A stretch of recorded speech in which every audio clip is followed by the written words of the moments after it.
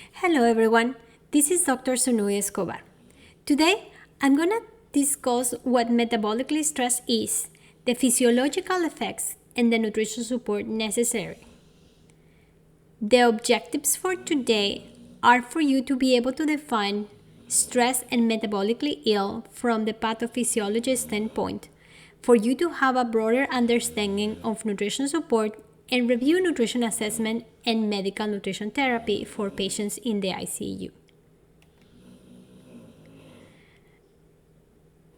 Metabolic stress is the catabolic response to trauma, cancer, or any acute illness where the body cannot utilize nutrients appropriately or when the metabolic needs are so that the body starts breaking down lean body mass for energy, which leads to malnutrition, and to inflammatory response that involves the immune system, which activates certain hormones that you will see in the next slide. And these can lead really quickly to malnutrition, especially in older adults. This can happen in a matter of days. So you have to keep a close eye to the patients and expect that their nutrition status will change dramatically quickly.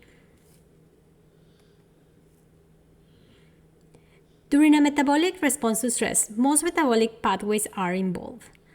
Lean body mass breakdown is accelerated, leading to muscle wasting and negative nitrogen balance, which, as you know, is when the urinary nitrogen losses are greater than the nitrogen intake.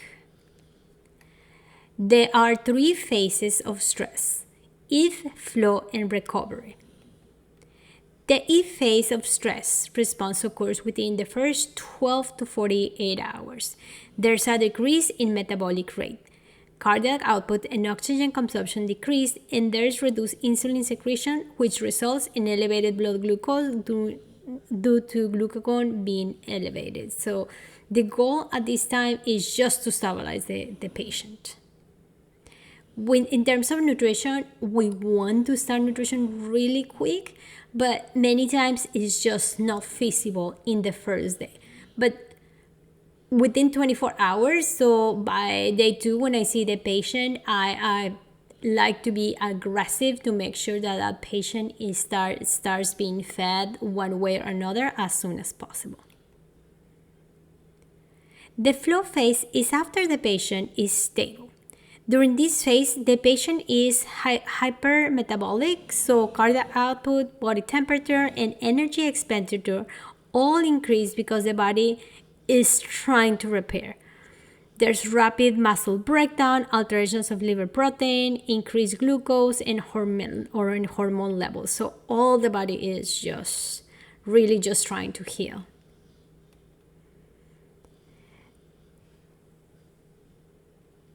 And in this phase is when we start nutrition intervention as soon as possible.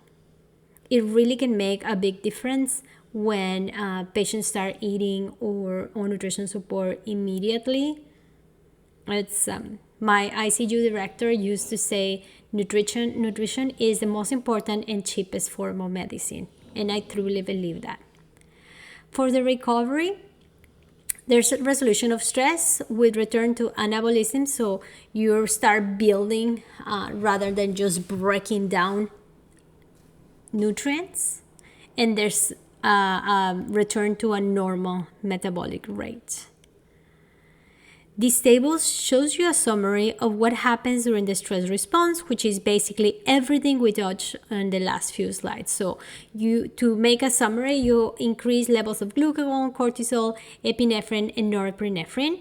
You're going to have hyperglycemia and insulin resistance, so you really have to again keep a close eye on that. And when we touch lightly upon parenteral nutrition, we're going to see things that you might need to do even when the patient is not diabetic. There's an increased basal metabolic rate. There's an increased rate of gluconeogenesis, and that's just making energy from things that are not carbohydrates. There's some catabolism of skeletal muscle. There's an increased urinary nitrogen excretion, negative nitrogen balance. There's an increased synthesis of positive acute phase proteins, and there's a decreased synthesis of negative acute phase proteins, albumin and prealbumin. This is the reason why, especially in the ICU, using albumin and prealbumin as a nutrition markers are pointless, because they're not really are gonna give you a good picture of what's going on with the patient. The hormonal response to metabolic stress sets in march the release of the flight or fight hormones, which are glucagon, cortisol, epinephrine, and norepinephrine. And this happens in order to try to meet energy demands, which leads to rapid muscle wasting, which in turn that decreases the ability for the body to fight any disease that is going on. The immune response to metabolic stress is referred as cachexia. SIRS is the exaggerated defense response of the body to the stressor. It involves the release of acute phase reactants which cause endocrine, hematological, and immunological alterations, and even though the purpose is defensive, it can lead to reversible or irreversible or end organ dysfunction or even death. Patients with SIRS are hypermetabolic. Unfortunately, it's very common that in the ICU there's multiple organ dysfunction. That is kind of expected. This is a syndrome in which more than one organ system fails as a result of direct injury, trauma, disease, or inflammatory response, usually in an organ distant from the original site of infection or injury. And this makes nutrition very complicated sometimes because there's so many things going on that you're stuck. It's a hard choice to make decisions about whether to feed or not the patient, how much you feed, what type of nutrition you provide. So it's a lot more involved. It's a lot more interesting, but a lot more involved because you really want to give the patient the better outcome. And sometimes there's just like conflicting issues that prevents the team from doing so. During the hormonal stress response, aldosterone and ADH are secreted. These hormones regulate levels of water and sodium. Other hormones that play the role are listed here. And what they do is they start mobilizing amino acids for the skeletal muscles, and then they stimulate hepatic glycogenolysis. So again, breaking down, fat is mobilized, and there is gluconeogenesis. Cytokines are released by the immune system, specifically phagocytes, in response to things like injury, inflammation, infection, or drugs. These are chemical messengers that regulate the immune system. Now, let's talk about the nutrition assessment for metabolic stress. When you are doing a nutrition assessment, you're first going to do the same things, the same patterns that you always do. You take medical and social history. Then the food and nutrition related history is important. This fluctuates like tremendously. You can have a patient that it's perfectly before they come to the ICU, but then in the ICU they lose their ability to chew and swallow. Maybe they're on a vent now. You have to start feeding with enteral nutrition, even though that before then they ate. But you really want to have a good baseline. What were they doing, and what was the nutrition status before they got into that ICU bed? That is also really important for whenever they start recovering. For example, if you have a patient that came into the ICU, you had to intubate quickly, so now you have a patient that lost the ability to eat.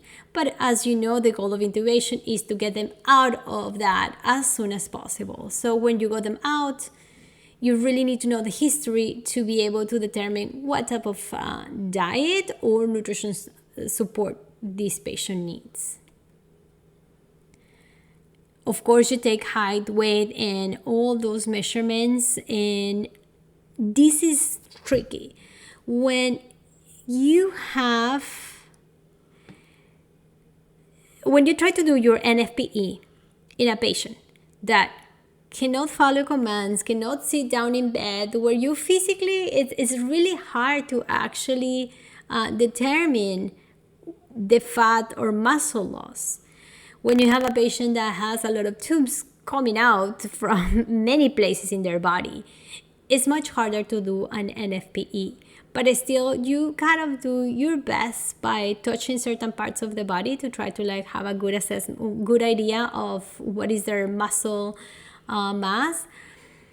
Right now, there's not a good solution for that. I know there's some research underway to try to figure out what is the best way to assess this patient. So hopefully by the time you are practicing, you will have some guidelines about how to do an NFP in this type of patients. For my interns, the other thing that I always ask them to do when they're seeing the patient is I literally ask them to trace where the tubes go to, because many times it's not in the notes, but there's a feeding tube or what appears to be a feeding tube in their nose or their mouth, whatever route it is. So they come and tell me, so we can feed the patient, they have an NG tube inserted.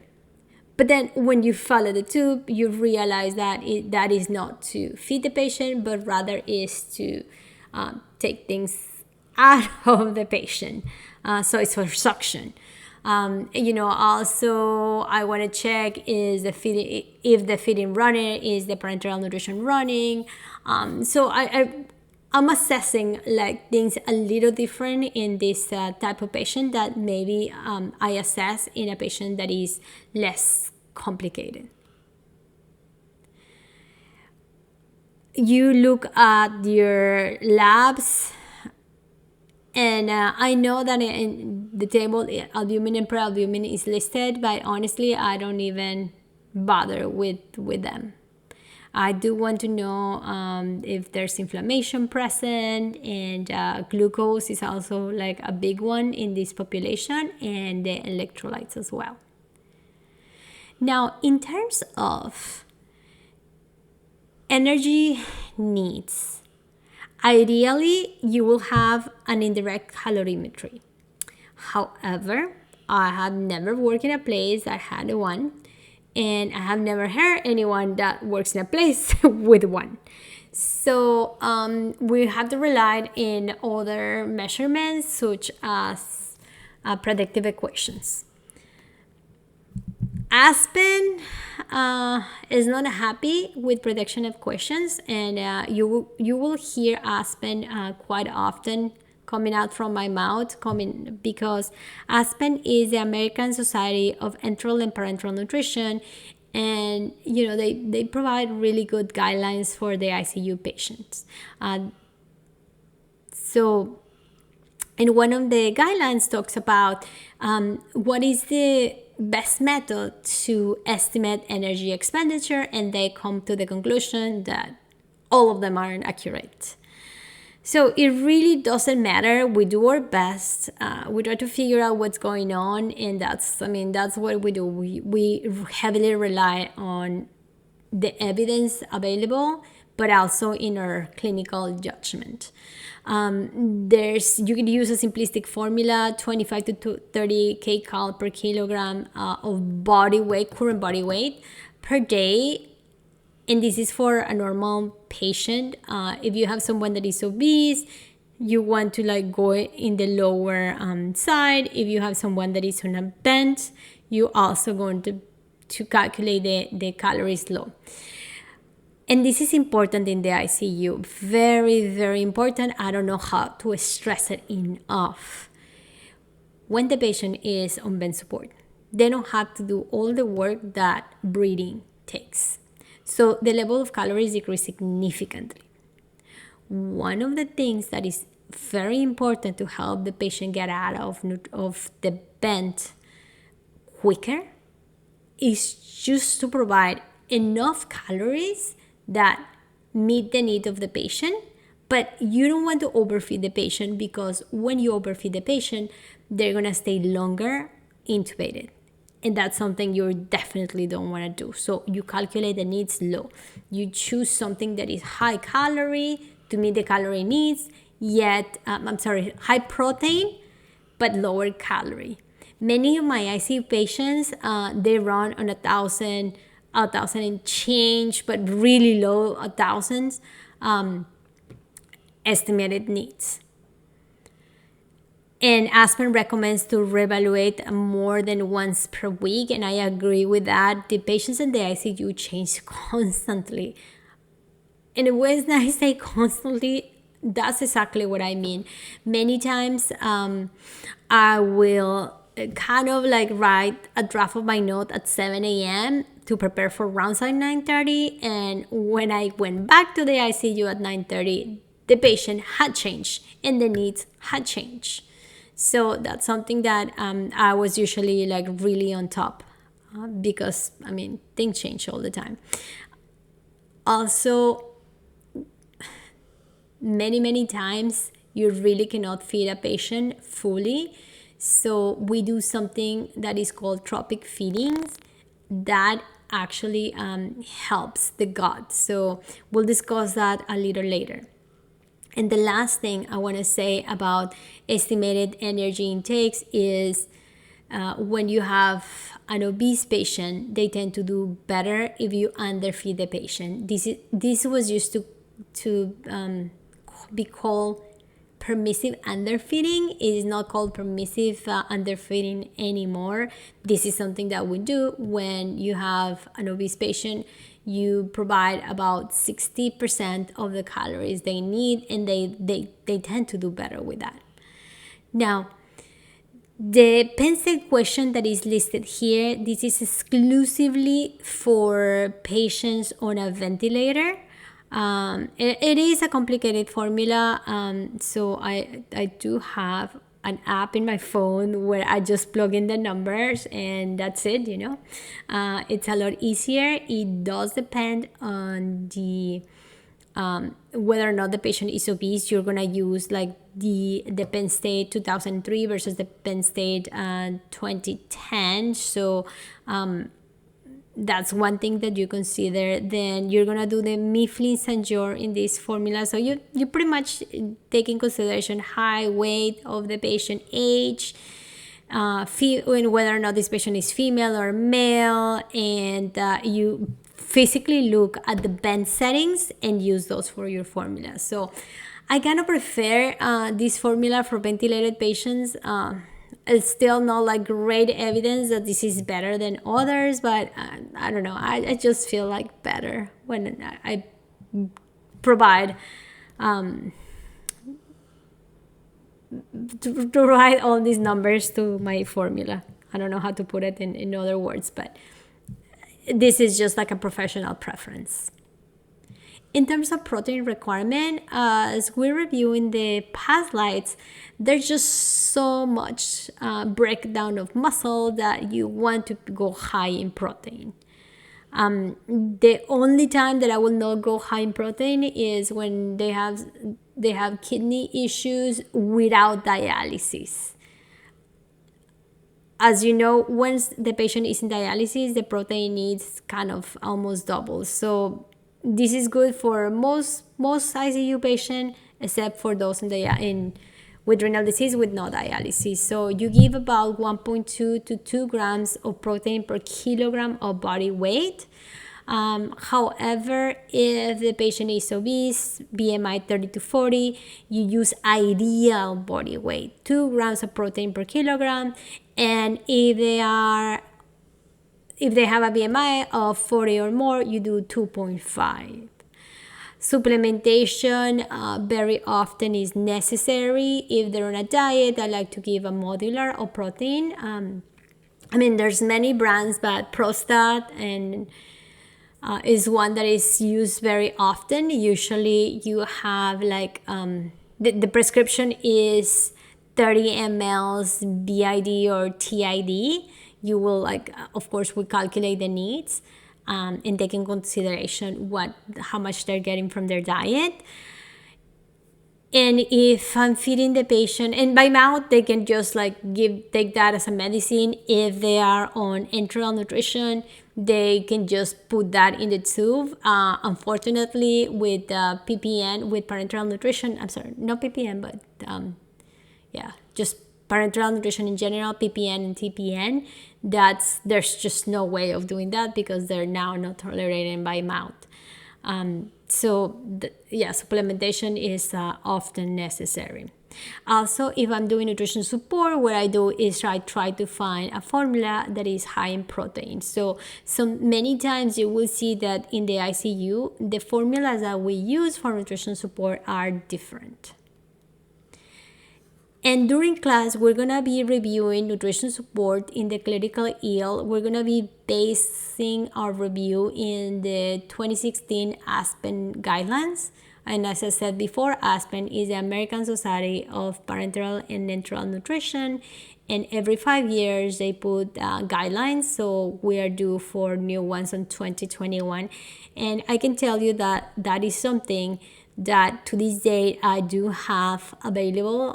I do have the printed copy on my desk because it resolves so many questions. I know that even when I have talked to older physicians where they are looking at nutrition a little different, having those to reference have been really, really helpful. And when I have a question, I always go back to those guidelines. And the last thing that I'm gonna say is the American Gastroenterology Society, and I'll make sure that I have the exact name for you, but they do have a lot of good information in terms of nutrition for the patient. So I'll see you in class.